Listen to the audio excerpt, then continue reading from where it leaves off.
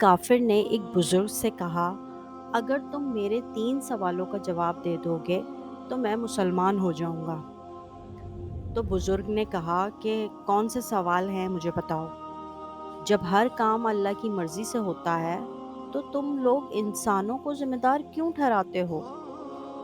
दूसरा सवाल, जब शैतान आग से बना है तो फिर इसे आग कैसे असर करेगी? तीसरा सवाल, जब तुम्हें अल्लाह नजर नहीं आता तो तुम इसे क्यों मानते हो? बुजुर्ग ने जवाब में पास पड़ा मिट्टी का टेला उठाकर इसको मारा। इसको बहुत गुस्सा आया और इसने काजी की अदालत में बुजुर्ग के खिलाफ मुकदमा दायर कर दिया। काजी ने बुजुर्ग को बुलाया और इसने पूछा कि तुमने काफिर के सवालों के जवाब में इसे मिट्टी का टेला क्यों मारा? बुजुर्ग ने कहा, ये इसके तीनों सवालों का जवाब है।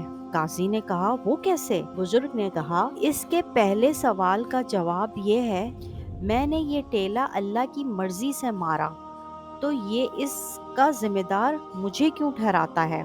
दूसरा सवाल, इसके दूसरे सवाल का जवाब ये है कि इंसान को मिट्टी का बनाया है, फिर इस पर मिट्टी के टेले ने कैसे असर किया? सवाल नंबर 3, इसके तीसरे और आखिरी सवाल का जवाब ये है कि इसे दर्द नजर नहीं आता, तो इसे महसूस क्यों होता है? अपने सवालों के जवाब सुनकर काफिर मुसलमान हो गया।